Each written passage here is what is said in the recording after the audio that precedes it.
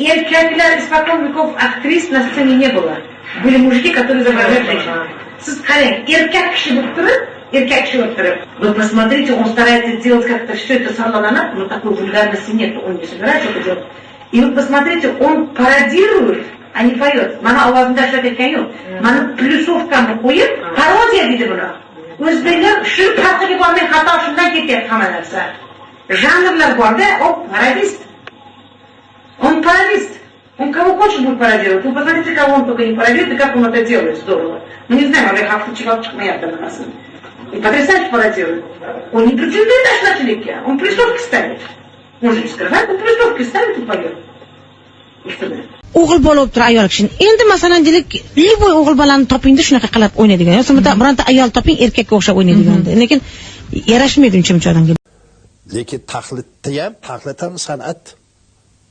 Aytishadiki, mana sizcha yaxshi taqlid qildi deydi. Bir xil odamlar xafa bo'lishadi. Aksincha, seni agar taqlid qilsa, ustalik bilan taqlid qilsa, sen o'tirib chapay chalishing kerak, rahmat deyishing kerak. Demak, seni qandaydir bir xarakteringni, bir odat, urf-odatligini, gapirish xarakterini o'rganibdi, unga rahmat deyishing kerak. Chunki bu odam sen o'lganingdan keyin xalqqa seni eslatib yuradigan odam. Biz aksincha xafa bo'ladi bir odamlar. Bu noto'g'ri. Bilasizmi, parodiya san'atini biz endi teatrlarni eshitib turganimiz uchun biz oldindan bilamiz. Bu san'at bor san'at. Biz o'sha paytlarda ham, institutga o'qigan paytlarimizda ham kimnidir qayerdadir o'qituvchimiz aytardi-da, bir narsani olib kelish bizga derdi. Masalan, kimnidir yurishini, kimnidir qanaqa o'tirishini, shularni olib kelardik, biz ko'rsatib berardik parodiya qilib. Endi bu ham bitta parodiyaga kiradi. Endi u san'at ham o'ziga yarasha o'zini og'irlik nimalari bor. Endi u parodiya qilish uchun qanaqa katta aktyor bo'lish kerak-da odam. U narsani har kim ham qo'lidan kela olmaydi. Shuning uchun shunaqa narsani agar eplay olsa, parodiya qilib masalan, shuni xalqqa yetkazib olsa, buni har kim ham hozir mana shu kimlarniki bu parodiya qilib bersang, har kim qilib bera olmaydi. Endi bizda san'atkorlar agar o'qigan san'atkorlar bo'lsa, uni yaxshi tushunishadi. Agar uni bilmaganlar bo'lsa, uni tushunmasligi mumkin. Mana teatrda ishlaganlar, masalan, ko'pchilik biladi u narsani. Biz chunki shunda katta bo'lganmiz, 5 yil davomida o'qiganmiz shunga.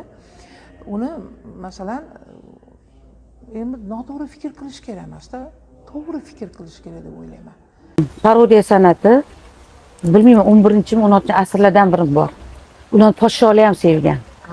Borlar. Juda ham yaxshi ko'rib, nima qilib, o'shanda kulgan ular. O'shanda maza qilib o'tirishgan.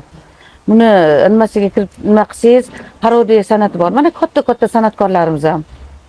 Masalan, Mirza Kamal katta sahnalarda, mana Hamza teatrlarida, kelinlar qo'zg'olonida, erkaklarimiz atlas ko'yni nimalarda ulama sochlarda ham chiqishgan. Mana masalan, mana Mirzo teatrida hammaligi ham Valijon hammaligi mana shunaqalar qilgan. O'shani qoyillatib qo'ygan. Men sahnada o'tirib uzun deb o'ylaganman. O'zim ko'ynagimni berganman. O'shaning uchun bu bolalar mehnat qilyapti. Yomonligi ham yo'shadi bechoralarni. Professional aktrisa sifatida fikrim bu san'atga juda ham ijobiy.